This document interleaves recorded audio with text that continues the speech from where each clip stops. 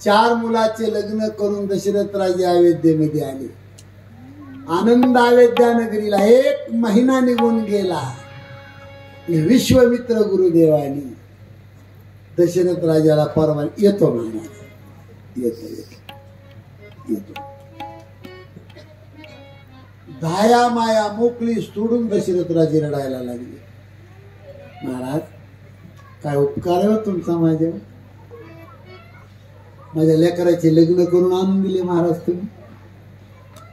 या महाराज या. पण महाराज माझ्या घराला विसरू नका बरं का. दशरथ राजे विश्वामित्राला म्हणले माझे लेकर भाळे भोळे येत जात राहा महाराज, या अधून मधून या. विश्वामित्राने सांगितलं राजा बहती गंगा चलता साधू.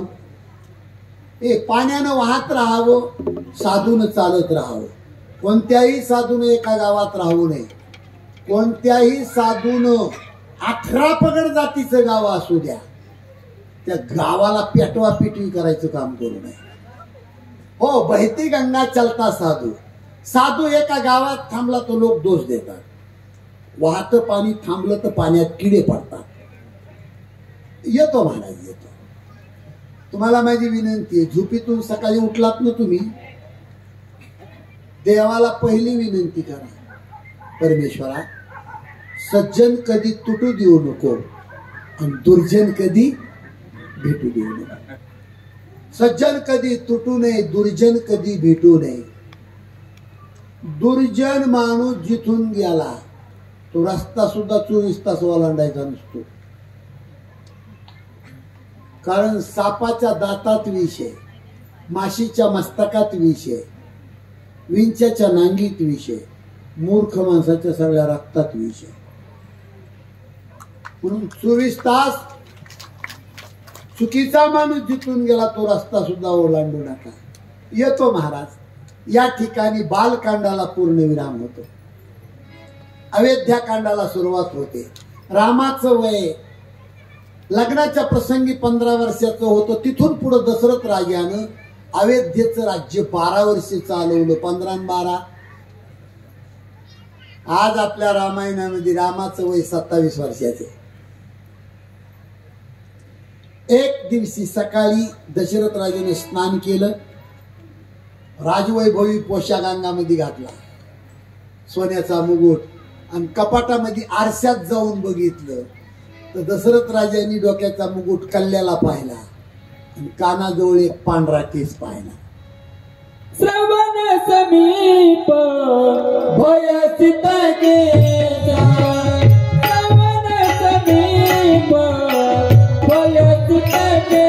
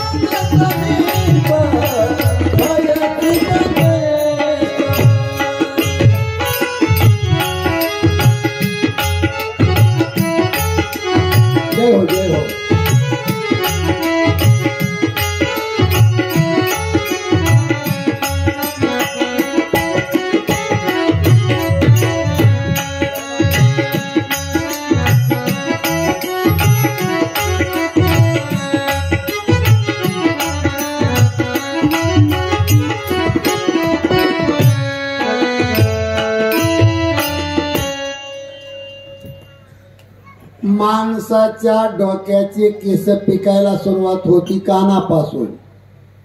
कानापासून का सुरुवात होती? ती यमाची दासी केसाच्या रूपाने कानाजवळ उगवती, कारण सूचना करण्याची पद्धत कानात आहे. काय सूचना करती? वय झालंय तुझं, कारभार पोराच्या हातात देऊन टाक. म्हणून रामायणाचा संदेश आहे, शहाण्या माणसानी डोक्याचे केस पिकायला सुरुवात झाली की कारभार पोराच्या हातात द्यायचा. पण आता हे सांगायला पटत नाही रामायणामध्ये, कारण पोरगच बापाच्या आधी पिकत आहे. त्यामुळे कारभार कुणी कुणाच्या हातात द्यायचा त्याचा अवमेळ झालाय. बापाच्या डोक्याची केस काळे खप आहेत आणि पोरग काळ गुळशीत आहे. असो, पण दशरथ राजाला सूचना मिळाली. उठले, वशिष्ठ गुरुदेवाच्या चरणावर नतमस्तक झाले. गुरुदेव, माझी इच्छा आहे गुरुदेव की अयोध्या नगरीचं राज्य रामाच्या स्वाधीन करावं. इकडे लक्ष द्या, इकडे लक्ष द्या. वशिष्ठ गुरुदेवांनी सांगितले, राजा, अरे तू काय रामाचा कुणी दुश्मन असेल त्याची सुद्धा इच्छा आहे की आमचा राजा राम असावा. जाहीर केलं वशिष्ठ गुरुदेवांनी. ऐका, उद्या सकाळी 10 वाजता रामाला राज्याभिषेक.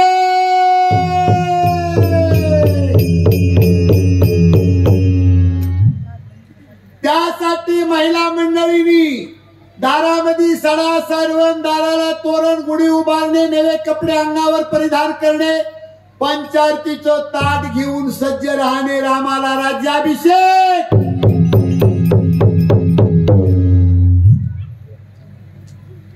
अयोध्येमध्ये रामाला राज्याभिषेक जाहीर झाला आणि ह्याचा गोळा इंद्राच्या पोटात ओकला.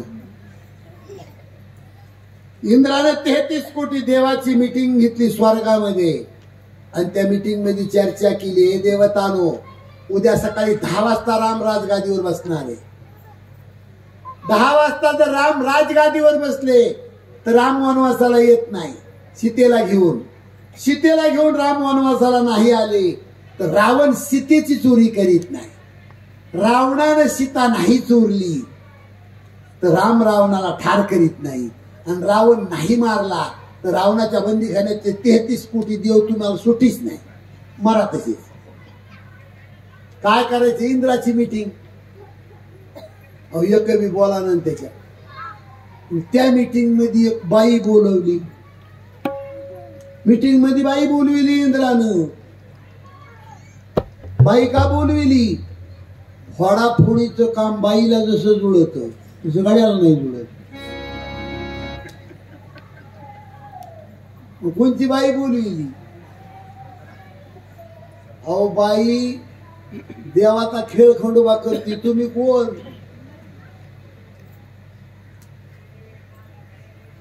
ते लक्ष्मीचं देवाचं भांडण लागलं. लक्ष्मीला देव म्हणले, लक्ष्मी थोडं शांत राहत जातो, माझ्याशिवाय तुझी सतनगत. लक्ष्मी म्हणली, माय तुम्ही काही करून बघा म्हणली, तुमचा खेळ खंडोबा करते मी. म्हणले बघ बर का, देवाची लक्ष्मीची पैन पडली. म्हाताऱ्या ब्राह्मणाचं रूप घेऊन हे असं पिंपळगाव सारख्या ठिकाणी भागवत कथा सांगायला देव आली. फुल पब्लिक बसलेली आणि ब्राह्मणाचं रूप घेऊन भागवत कथा देवाची चालू. समाज खुश. प्रत्यक्षात देव ब्राह्मणाच्या रूपाने कथा सांगतोय. फुल पब्लिक. इतका रंगलेला भागवत 5वा दिवस होता आणि त्या गावात लक्ष्मी म्हातारीचं रूप घेऊन आली आणि त्या गावाच्या खाल्ल्या कोपऱ्याला आली म्हातारीचं रूप घेऊन. एक कुंभाराची बाई घर बंद करून भागवत कथेला निघाली होती पंचारतीचं ताट घेऊन.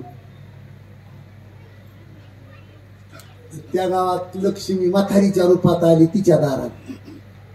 कुंभारीला कशी करते म्हातारी, ए माय मला पाणी प्यायला देते का ग? कुंभारी नव्हती, तिनं गाडगं घेतलं आणि पाण्याचं भरून त्या म्हातारीला दिलं. म्हातारी पाणी पिली गाडग्यातलं. ते गाडगं महागारी देताना सोन्याचं गाडगं करून दिलं त्या म्हातारीनं कुंभारणीला. ते गाडगं हातात सोन्याचं आल्याबरोबर कुंभारी पागल झाली मावशी.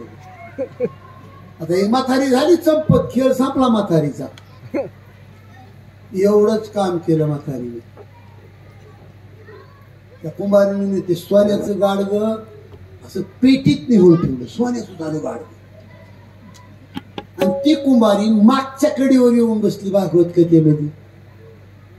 तिनं पुढच्या बाईला असं डवचिलं. ती कुंभारी त्या बाईला कशी करते,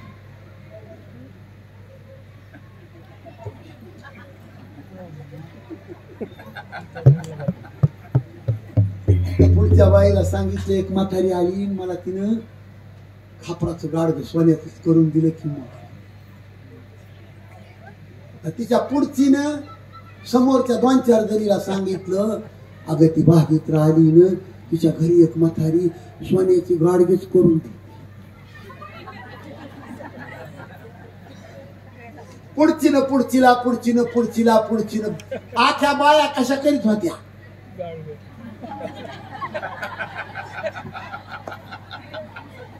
तो भागवत कथावाला महाराज म्हणला, बाया कामून बिघडल्या असत्या. बाया आपोआप उठल्या माय, अशाच करीत बाया गावात लागल्या हिंडायला. भागवत कथावाल्याने त्याचा ग्रंथ गुंडाळला, टपुरी वगैरे गेलं निघून.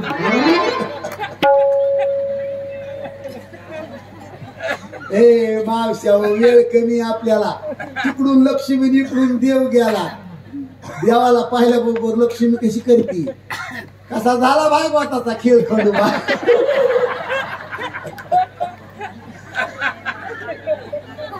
अरे या बाया 12 गिळल्या तुमची चित्रकथा सगळी. माझं लग्न झालंय रे बाबा, मला सगळं माहिती.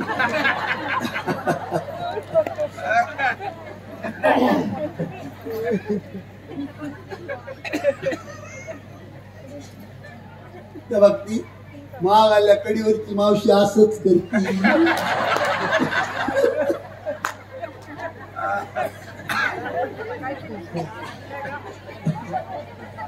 ए मावशी हसू नका गप्पा.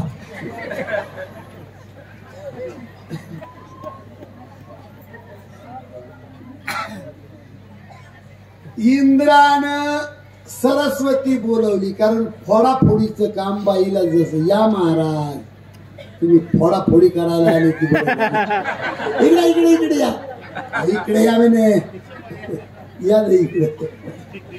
अवघड झालं गेले महाराज. तुम्हाला ए कुणाचा वाघ आहे रे, धाट झाला महाराज. सरस्वतीला इंद्रानं काम सांगितलं. एवढी जुळवाजुळवी विकत अयोध्येच्या सीमेवर आली बाई. ती सरस्वती डोकं लावती की रामाला विरोध करणारा अयोध्येत कोण जन्माला आला असेल. अजिबात रामाला विरोध करणारं एकही जन्माला आलेलं नव्हतं अयोध्येमध्ये. पण सरस्वतीला डोकं लावलं की मंत्रा नावाची दासी सापडली तिला. कारण मंत्रा दासीचा जन्म अयोध्येमधला नाही. मंत्रा दासी कैकेयीच्या लग्नात कैकेयी भोळी होती म्हणून कैकेयीच्या बापानं ही सप्रेम भेट वस्तू पाठवली होती, करवली म्हणून.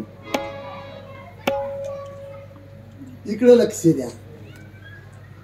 सरस्वती विकल्पाच्या रूपाने मंत्रा दासीच्या शरीरामध्ये प्रवेश करते. रामराज्याभिषेकाचा दिवस होता.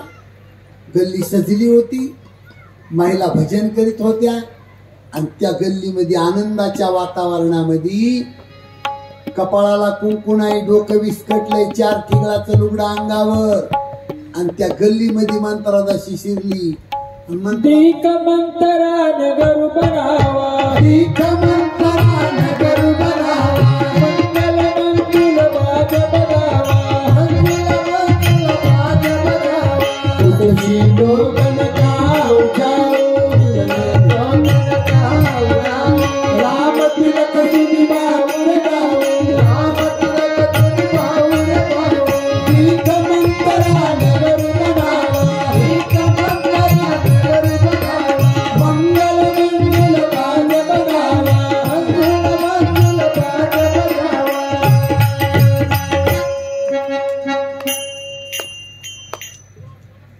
इकडं लक्ष द्या. ए बायांनो, कशाचा उत्सव आहे का? कशाचं भजन करतात ग तुम्ही? मंत्रादासी. एवढं तोंड फुगले, कपाळाला कुंकू नाही, डोकं विस्कटलंय, 4 ठिगळाचं लुगडं, वसाड पडलेला चेहरा. कीख मंतरा नगर बनावा, मंगल मंजुल भाग बनावा, उचशी लोगन काऊ जाऊ, राम तिलक सुनी बाऊ रदाऊ.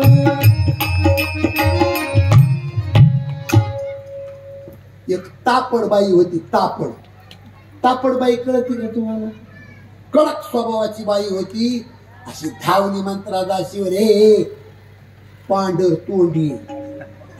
कुठे निघाली का थोबाड घेऊन? तुला माहित नाही आज रामाचा राज्य आहे.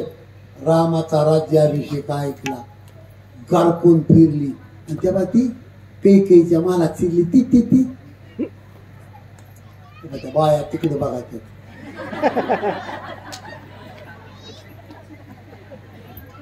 नावशाव इकडे लक्ष द्या. आता घाटकावर फक्त तुमचा कार्यक्रम आहे. मंत्रादासी कैकेयीच्या महालात शिरली आणि रामायणामध्ये आध्यात्मिक तत्व शिकवलं. इकडे लक्ष द्या.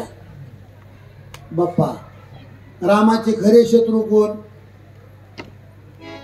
महाराज, रामायण तुम्ही सांगता ना, आम्हाला विचारता.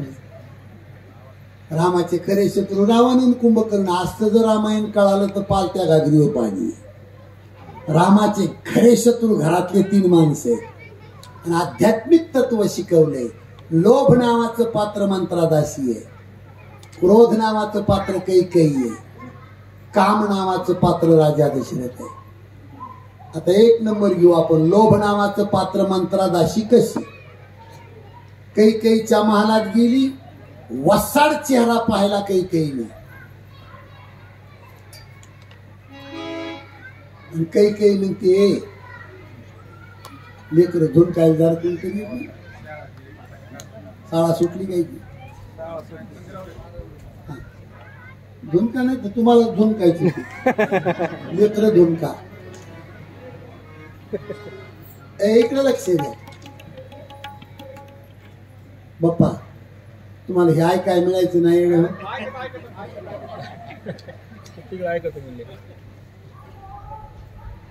काही म्हणते, माय माझ्या लाडक्या रामाचा अभिषेक आहे. कशाने तुझा चेहरा पाडलाय ग? तुम्ही एवढ्या शब्दावरून ओळखून घ्या कैकेयीचं रामावर किती प्रेम असेल. माझ्या लाडक्या श्रीरामाचा राज्याभिषेक आहे. कशाने तुझा चेहरा सुंभारला? इकडे लक्ष द्या. कैकेयी कशी करती हेच केलंच पहिल्यापासून. मंत्रदासी म्हणली अशी अंगाला, कैकेयी म्हणली अशी अंगाला आळू खिपळू का देतीस? काय झालंय ती सांग की. मंत्रदासी म्हणली, बाई 14 दिवस झालं तुझ्या घरात तमाशा बघते. आणि आम्हाला वाटतं ज्याचं खावा मीठ त्याचं करावा. बाई, ज्याची खावी पोळी त्याची वाजवावी. कवटाल करणाऱ्या बाया कशा असतात ते तुम्हाला तोंडासहित करून दाखवितोय मी.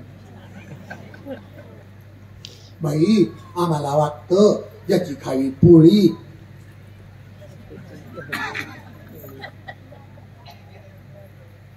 अगे काही तुला काही माहित नाही का तुझ्या घरातला तमाशा?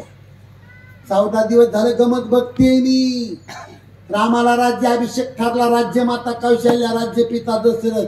आणि बाई, भरताला तुला फरशी साफ करायची. फरशी साफ कराय नीट नाही. मायल्याकरानं तुम्ही फरशी साफ केली नाही, मायल्याकराला हाकालून देणार आहेत तुम्हाला. काही म्हणली, हवा थोबाड फोडील तुझं. जिच्या पोटी देव आला अशी दुर्बुद्धीची माझी कौशल्य नाही. ज्या राजाच्या पोटी देव आला असा माझा दुर्बुद्धीचा पती नाही. बिघडत नाही काही, पण काही बिघडत नाही म्हणून मंत्रादासीनं धरणीवर अंग टाकलं. गडबडा लोळायला येईल. तिला उचलायला दयाच्या अंतकरणानं काही खाली वाटली. मंत्रादासीच्या अंगाला स्पर्श झाल्याबरोबर मावश्या हो, तिच्यातला सगळा रोग हिच्यात शिरला. थरथराच कापायला लागली. माय मंत्रे तू म्हणशील ते करतो, उठ बरं, उठ उठ उठ. तू म्हणलीस त्यांनी हिरीत उडी टाक, लगेच निघते.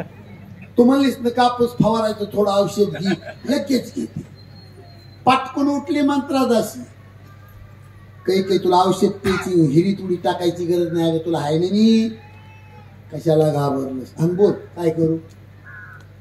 मंत्रादासी म्हणली काही आता तू रुसून जाऊन झोप. 10 वाजता राजा येईल, उठवायचा प्रयत्न करील, उठू नको. रामाची शपथ वाहून राजा वचन देत नाही तोपर्यंत उठू नको. एकदा रामाने शपथ वाहिली, वचन दिलं, रामाची शपथ वाहून राजानं, मग उठ. आणि काही तुला सांगू, 2 वर तुझ्या राजाकडे तुझे 2 वर आहेत. काही पहिल्या वरानं भारताला राजगादी माग, पहिल्या वरानं रामाला वनवास मागू नको. ही मंत्रादासीची कूटनीती. इकडे लक्ष द्या गुरुजी, इकडे लक्ष द्या. मंत्रादासीची कूटनीती. तुझ्या नवऱ्याकडे तुझे 2 वर राहिले. पहिल्या वराने भारताला राजगादी माग, पहिल्या वराने रामाला वनवास मागू नको, येडे गाताडे. आणि पहिल्या वरानं जर तू रामाला वनवास मागितलास, का माझ्या लाडक्या रामाला वनवास म्हणून राजा जर आट्याक येऊन तिथंच मिळाला, तर भारताला राजगादी कधी मागची? आधी भारताला राजगादी माग, तिथून पुढे रामाला वनवास माग, आणि तिथून पुढे आट्याक येऊन तू हा नवरा मिळाला तर मरून. ही मंत्रादासीची शिकवण आहे. रामायण वाचा तुम्ही. रुसली काही ये मावशी, आणि खूप भावनात जाऊन झोपली. कशी झोपली, कशी रुसली, तुम्हाला इथून दाखवितो. बोंद्रीच्या पोत्यावर भिंतीला चिटकून, एका भुजावर कपाळाला कुंकुणाई, डोकं विस्कटलंय, 4 ठिगळाचं लुगडं, एवढा चेहरा सुंबारलाय. मावशो, माझा प्रश्न आहे तुम्हाला, ही काही कुणी रुसविली? मावशी, कुणी रुसविली? मंत्रादासीने. अख्खा 27 मावशो. पण तुम्हाला माझी विनंती आहे, माझे 2 शब्द आज घरी घेऊन जा. एवढी मंत्रादासी गुरु करा आणि घरी जा.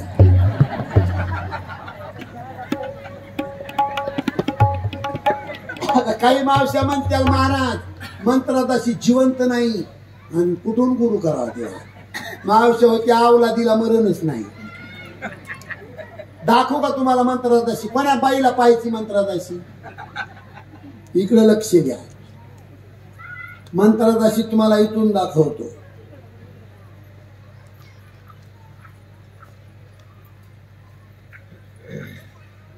चार भावंडाचं खटलं एकत्रित कुटुंब, 4 जावा एका ताटात जेवा. त्यात मावश्या हो, ही शेजारीला कधी खपत नाही.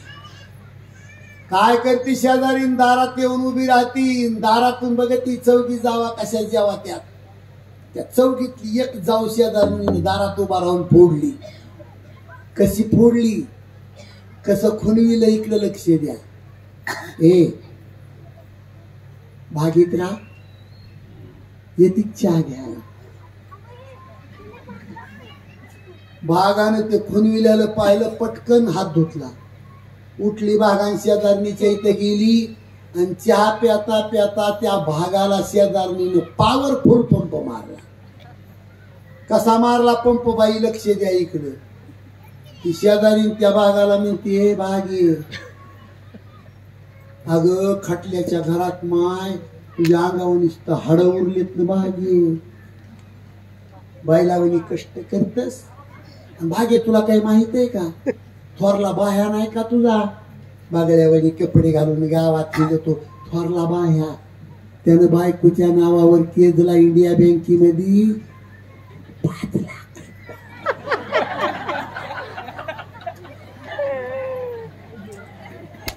मावशी अहो, हसून जिरू नका.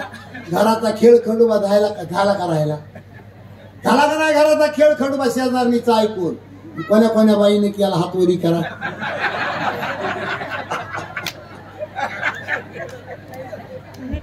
आणि याच्यात बरंच मंत्रादासी शिष्य मंडळी आहे.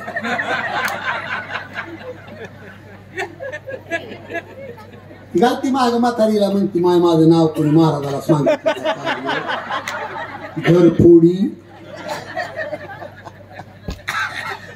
मावश्या वेळ कमी आहे ती शेजारची अवलाद दारात आली का घरफोडी तर तिला टाचानं रगडा तर रामायण तुमच्या घरात. हो बाई एका माईच्या पोटातून आलेलं रक्त कोणत्याही बाईने तोडायचं नसतंय आणि ते रक्त तोडून काय सोन्याचं घर बांधते तू. छत्रपती शिवाजी राजांची पुण्यतिथी जयंती करणारं गाव आहे एक नांदेड जिल्ह्यामध्ये लाडकं गाव आहे. मागे 20,000 लोकसंख्याचं गाव आहे. हो महाराष्ट्रामध्ये त्यांनी राजाची जयंती साजरी करावा शिवाजी महाराजांची. 100 लोकांचं आजही बाप्पा कुटुंब आहे त्या गावामध्ये. अरे काल लग्न झालेलं पोरगे 1.5 फूट बायको मिळाली की घर फोडून बाजूला जाते 150 आणे. 1.5 फूट तर बायको आहे त्याची आणि ती पोरगी बी गुलू नवऱ्याला बोलत आणि ते तिथंच ऐकत मलुल. तो लग्न झालं तुझं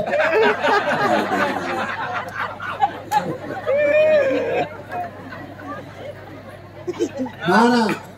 100 200 लोकांचं कुटुंब आहे. बाप्पा इकडे लक्ष द्या. आपल्या लोकांना वळण संस्कृती राहिली नाही. मी तिकिटाला पैसे देतो जा सकाळी त्या गावात अशी पद्धत आहे त्या गावात. तुमच्या वयाचे 5-5 भाऊ आहेत पण एकत्रित आहेत. तुमचा मुलगा हे शहादेव भाऊ आहे अशी तुम्हाला 5-5 पोरं आहेत. काम वाटून दिलेत. बाईनं आगाव शहाणपणा करायचा नाही कोणी. जिला आगाव शहाणपणा करायचा तिने तिच्या बापाच्या घरी जायचं लाडामध्ये जगायला. गडी शहाणा पाहिजे ना महाराज. बाई बोलली की आपला गडी गडी का बाई त्याचा वळणच नाही. रामायणाला काय चगळून खाता महाराज याची लई गरज आहे. अहो घराच्या चिंदाड्या उडाल्या. घराच्या चिंदाड्या उडाल्या महाराज. इस्त्रीचे कडक कपडे घालून हाकल्या मारीत हिंड ते पोटे उतरही चारित नाही. सोन्यासारखी माय घरातली सोन्यासारखा बाप घर फोडून दुःखी केले या लोकांनी. कुठलं समाधान आहे घरामध्ये. जाऊ दे दिवस मावळायला गेला. लोभ मंत्रा नावाची दासी रामाचा 1 नंबरचा शत्रू आहे. क्रोध काही तिकडे लक्ष द्या.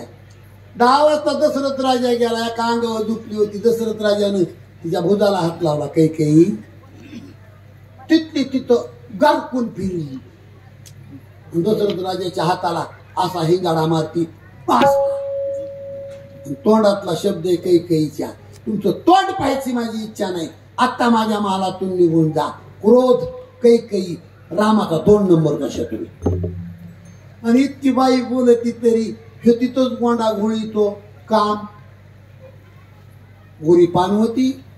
नाका डोळ्यात दरदरीत होती. दिसायला देखणी होती. म्हातारी झालती पण डाय करीत होती.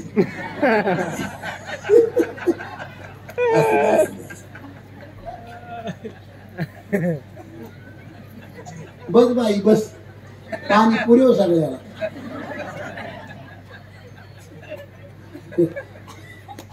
महाराज हसण्यासाठी सांगत नाही. लाडानं 6 नावं ठेवली होती कैकेयीची दशरथ राजाने. हे सुमुखी, हे सुलोचनी, हे गजगामिनी, हे पिकबचनी आणि कंठ तिचा कोकिळ्यासारखा होता म्हणून हे कोकिळ कंठी.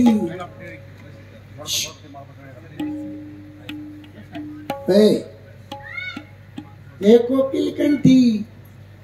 अहो पुरुषांनी आपल्या पत्नीवर प्रेम करावं पण वयाची मर्यादा.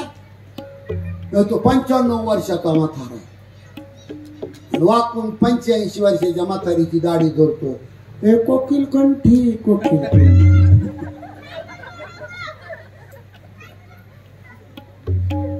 इथल्या म्हातारीने जीवाला खाऊ नका. मी घडलेलं रामायणातलं सांगतो. आव वय सगळ्या डोक्याचे केस पांढरे झाले होते. काही दशरथ राजाचे. कशाला बसला? तिची दाढी चिवडी गेला का नाही राम वनवासाला. काम राम आता 3 नंबरचा शिकू. वेळ जास्त झालाय आपल्याला वेळ किती वाजली तर 4:30.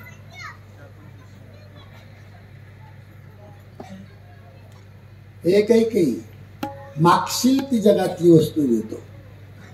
अगं लाडक्या रामाचा राज्याभिषेक आहे असं करू नको. काही ऐकत नाही. मग शेवटी रामाची शपथ वाहतो राजा दशरथ. काही तुला जर माझ्यावर तुला विश्वास नसेल तर रामाची शपथ वाहून राजा वचन देतो. मग काही पटकन उठली.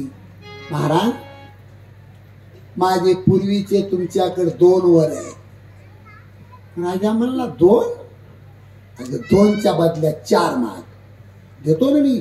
काही काय कशी म्हणती बघितलेत म्हणली 4 देणार. माझे 2च द्या. दशरथ राजा म्हणले सांग काय दे. गोस्वामी तुलसीजींनी चोपाई लिहिली. काय संतांनी लिहून ठेवलंय महाराज. सुनहु प्राण प्रिय भावत जी का. दशरथ राजाला कैकेयीनं पहिला शब्द वापरला प्राण प्रिय. त्याचा अर्थ असा होतो की तिला आता राजा प्रिय नाही, राजाचा प्राण प्रिय. राजाच्या प्राणावर टपली. सुनहु प्राण प्रिय भावत जी का. देहू एक बरोबरत टीका. महाराज पहिल्या वराने भारताला राज्य पाहिजे. ठीक आहे. मायबापाला सगळे लेकर सारखे असते. राम गादीवर बसला काय भरत बसला काय काही वाटलं नाही राजाला. वा माग दुसरा वर. मागहू दुसर बर कर जोरी. पुरवहू नाथ मनोरथ मोरी. दुसरा वर मागते महाराज माझी इच्छा पूर्ण करा. ठीक आहे बोल काही कोणता आहे दुसरा वर तुझा. तापस बेश विशेष उदासी. काही म्हणती तपस्वी वेशात उदासावस्थेमध्ये 14 वर्षे जंगलात. दशरथ राजाला वाटतं भरताला राजगादीवर बसू आणि आपण नवरा बायको 14 वर्षे जंगलात जाऊ असंच काही म्हणती काय. कारण राम शब्द चोपाईमध्ये शेवटला येतो. तापस बेश विशेष उदासी. 14 बरस राम वनवासी. धाडकून धरणीवर पडले दशरथ राजे. काही कशी बशी मूर्छा सावरली. दशरथ राजे म्हणले काही रामाला वनवास ठीक आहे. आपले भारताला राजगादी ठीक आहे पण रामाला वनवास का. तुम्ही महत्वाचा मुद्दा लक्षात घ्या. महिला मंडळी कोणत्या बाईला स्वतःच्या मुलाचं कल्याण व्हावं असं वाटत नाही. काही ना भारताला राजगादी मागितली ही चूक केली असं नाही. कोणत्या आईला वाटतंय माझ्या मुलाचं चांगलं व्हावं पण काही एक चूक केली ना माझ्या लेकराचं भलं व्हावं आणि शेजाऱ्याच्या लेकरांनी भीक मागावी अशी भावना कधी बाई नसावी आपली. अरे भारताला राजगादीवर बसव ठीक आहे ना पण रामाला वनवास का. कशासाठी वनवास. रात्रभर राम राम करीत धरणीवर पडले दशरथ राजे. इकडे पहाटे 5 वाजता कौशल्या मातेनं सुमंत प्रधानाला बोलवून घेतलं. सुमंतजी आज रामाचा राज्याभिषेक आहे. सुमंता रोज पहाटे 4 वाजता मालक माझ्या महालात येत असतात पण आज 5 वाजले तरी मालक येत नाही. जा कैकेयीच्या महालामध्ये. पटकन प्रधानजी आले. कैकेयीच्या महालात धरणीवर पडलेला आपला अन्नदाता राजा पाहिला. राणी साहेब माझे मालक का पडले. कैकेयी म्हणली सुमंत आल्या पावलानं वापस जा आणि रामाला पाठवून दे. सुमंत प्रधान वापस गेले. रामाला पाठवून दिलं. धरणीवर पडलेला आपला जन्मदाता बाप पाहून कैकेयीला पहिला प्रश्न रामाने विचारला. आई की बाबा असे का पडले आई? काही म्हणते रामा, तुझ्या बापाकड पूर्वीचे माझे 2 वर होते. पहिल्या वराने भरताला राजगादी मागितली, दुसऱ्या वराने तुला 14 वर्षासाठी जंगल मागितलं. काय थाया नाचले राम. जननी ती जननी. आई, खरंच आई माझ्यावर तुझे उपकार आहे. आई, मी कालच लोकांना म्हणत होतो की माझा भरत राजगादीवर बसवा, माझा भरत मोठा होईल, मी त्याचा मोठा भाऊ म्हणून डबल मोठा होईल. लोकांनी माझं ऐकलं नाही, माझं नाव जाहीर केलं. तेव्हापासून आई मला दुःख आहे. येतो आई, येतो. धरणीवर पडलेल्या जन्मदात्या बापाला रामाने नमस्कार केला, पण आईकडे आले राम. एक एक मुद्दा इतका महत्वाचा आहे. रामाचा चेहरा पाहून कौशल्या माता म्हणते, रामा, तुझा राज्याभिषेक आहे आज. तुझा सोन्याचा टोप, मोत्याच्या माळा, कानातले कुंडल, कमराचा कंबरपटा, पायातली चेन जोड, खडावा, हे राजवैभवाचं सामान काढून ठेवले. रामा, तुझा स्नान नाही अजून. आईची ही भावना पाहून जगाचा बाप त्याचं तोंड हुंबरून आलं. आई, अयोध्येचं राज्य कमी वाटलं म्हणून माझ्या कैकेयी मातेनं आणि माझ्या बाबांनी 14 वर्षासाठी मला जगाचं राज्य दिले.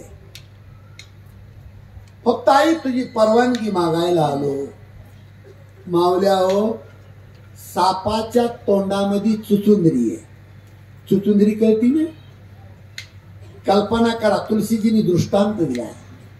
सापाच्या तोंडामध्ये चुचुंदरी आहे. तोंडातली चुचुंदरी साप सोडून देतो तर तिथंच साप आंधळा होतो.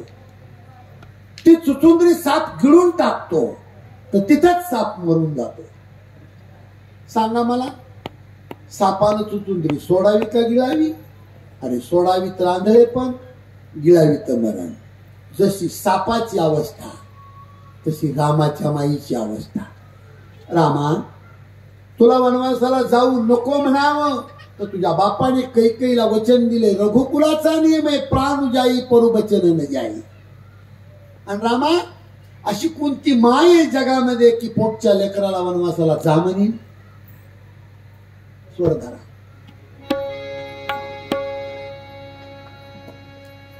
कौटाळ्यामध्ये धरला राम. दाया माया मोकली सोडून कौशल्या माता रडू लागली. ए पुरी, खाली बस. बस खाली बस. बाई, तुम्ही खाली.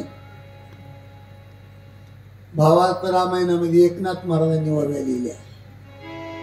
आईचा अंतःकरण आहे रामा. तुला खरं सांगू, मी हे वैभवशाली घर पाहून माझ्या बापाने या घरामध्ये मला दिले. पण काय सांगू रामा तुला, तुझ्या बापानी 700 बाया आणून ठेवल्या या घरामध्ये. दशरथ राजाला 700 बायका होत्या महाराज. तिच्या जीवनातलं दुःख कौशल्या माता रामाला सांगते. रामा, मला वाटत होतं की रत्नाची खान तू माझ्या पोटी जन्माला आलास.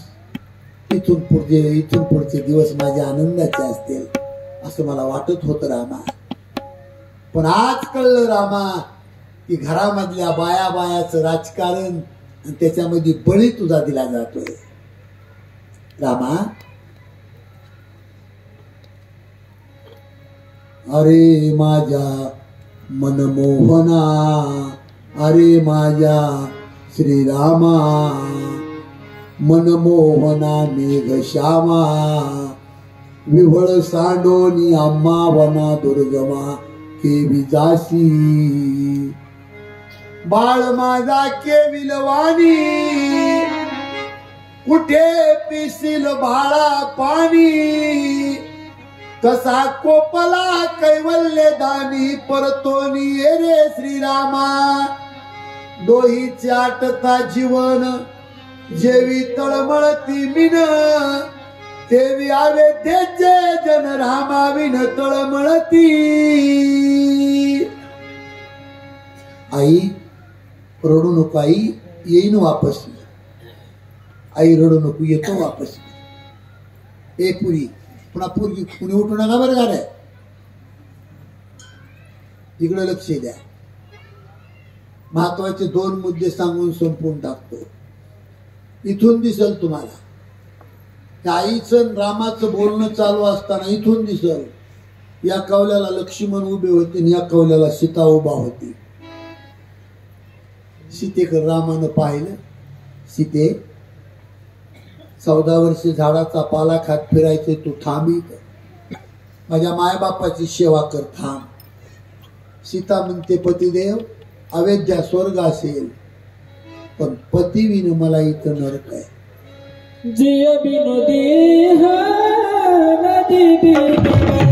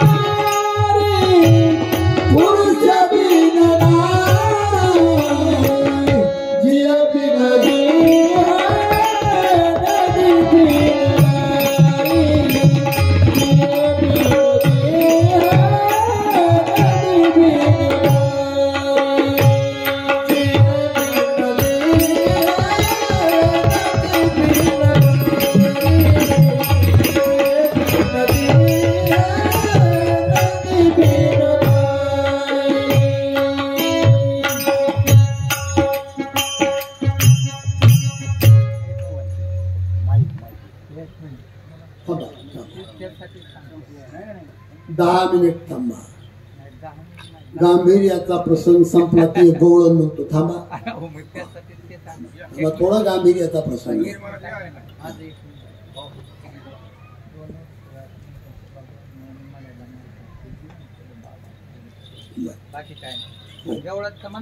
हो म्हणतो बाबा म्हणजे काय. अरे थांबा ना 10 मिनिट.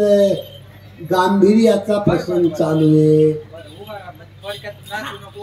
हा उभा मी सगळं करतोय मी तुमच्या जीवासाठी. तिकडे लक्ष द्या. प्रसंग कोणता.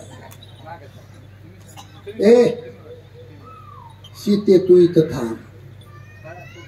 गोस्वामी तुलसीजींनी चोपाई लिहिली इथं. 7 फूट उंचीचा माणूस आहे पण त्या माणसात प्राण नाही, त्या माणसाला किंमत नाही. 2 किलोमीटर रुंदीचं नदीचं पात्र आहे पण नदीमध्ये पाण्याचा थेंब नाही, नदीला किंमत नाही. तसं नौजवान देखणी बाई आहे पण त्या बाईच्या जीवनात तिचा पती सोबत नाही, त्या बाईला जगात किंमत नाही. ती चोपाई लिहून ठेवली. जिय बिन दिह नदी बिन बारी, वैश्य हो नाथ पुरुष बिन नारी. खूप महत्वाचे. राम म्हणले सीता येतीस तू तर चल. आता महत्वाचा मुद्दा इकडे लक्ष द्या. या कवल्याला लक्ष्मणजी होते. रामानं सांगितलं लखन आपले बाबा कैकेयीच्या महालात आहेत, पडलेले अयोध्येतली प्रजा दुःखामध्ये आहे, तू थांब इथं. लक्ष्मणाने सांगितलं दादा मला टाकून जर तुम्ही जात असाल तर उद्या सूर्योदयापर्यंत लक्ष्मण जिवंत नाही दिसणार. ठीक आहे. रामाने सांगितलं लक्ष्मणा येतोस माझ्यासोबत चल पण माझी एक विनंती आहे, घरी जाऊन तुझ्या आईची परवानगी घेऊन ये. लक्ष्मणजी घरी गेले महाराज. खूप महत्वाचे वाक्य आहे तर थोडं लक्ष द्या. आई रामाची सेवा करण्यासाठी 14 वर्ष जातो, मला परवानगी दे. बघा सुमित्रा माता म्हणती मूर्खा, रामाची सेवा करायची परवानगी मागायला आलास. मला असं वाटतंय की सगळं माझं दूध तुझ्या पोटात गेलं नसावं. एखाद्या वेळेस तरी माझ्या गैरहाजरीमध्ये तुला कैकेयीनं दूध पाजलं असावं म्हणून हे विचारण्याची दुर्बुद्धी सुचली. आई असं उलट का बोलते गाई तू. सुमित्रा माता म्हणते लक्ष्मणा रामाची सेवा करायला परवानगी मागायला तू आज मला. लक्ष्मणा तू माझ्या पोटात होतास त्यावेळेला तुझा बाप मला डोहाळा विचारायला आलता. तू पोटात होतास तेव्हा त्या काळात लक्ष्मणाने तुझ्या बापाला डोहाळ मागितलंय की माझ्या कुशीत जन्म घेणारा मुलगा रामाची सेवा करणारा असावा. त्या काळात मागितलंय मी, ते मागणं तू आज मागतो. नक्की तुला कैकेयीनं दूध पाजलं असेल. वाक्यनं वाक्य रामायणातलं वेचून घ्या तुम्ही. सुमित्रा माता म्हणते, लखन रामाची सेवा करायला जाण्यासाठी तुला जन्म दिलाय. अरे ज्या बाईचा मुलगा संताची देवाची सेवा करत नाही ती बाई या जगात पुत्रवती ठरू शकत नाही. वांझोटी असा दिला शब्द आहे. वाक्य पुढचं ऐका. लखन जा रामाची सेवा करायला, पण माझी शपथ आहे तुला, 14 वर्षाच्या काळात स्वप्नात सुद्धा रामाबद्दल तुझ्या मनात कधी भेद आणू नको. ही आईने शिकवण दिली. लक्ष्मणाने विचारलं, आई स्वप्न कधी पडतं? बाळा झोपल्यावर स्वप्न पडतं. आई स्वप्नात भेद येऊ नये असं तुला वाटत असेल तर 14 वर्षे मी झोपणार नाही तर स्वप्न कसं पडत? स्वप्नातला भेद कसा तयार होईल? आईच्या पायाला हात लावून 3 गोष्टीचा त्याग केला. झोपेचा त्याग, जेवणाचा त्याग आणि पत्नीचा त्याग. लक्ष्मीजी राम आणि सीता कैकेयीच्या महालात धरणीवर पडलेल्या जन्मदात्या बापाला नमस्कार केला.